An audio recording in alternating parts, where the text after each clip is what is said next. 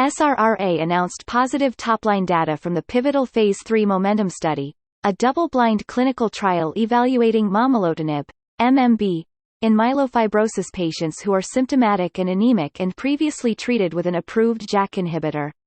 The study found that momelotinib was well tolerated and had a significant improvement in patient symptoms, including neutropenia and anemia.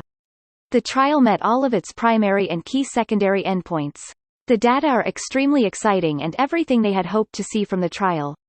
The study's results suggest that adding a platelet transfusion to a patient's treatment could achieve clinically important efficacy across all pre-specified primary and key secondary endpoints while maintaining platelet counts in such a difficult-to-treat patient population.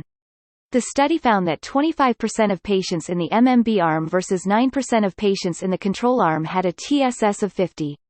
The study also found that patients in the MMB arm had another mean number of symptoms overall.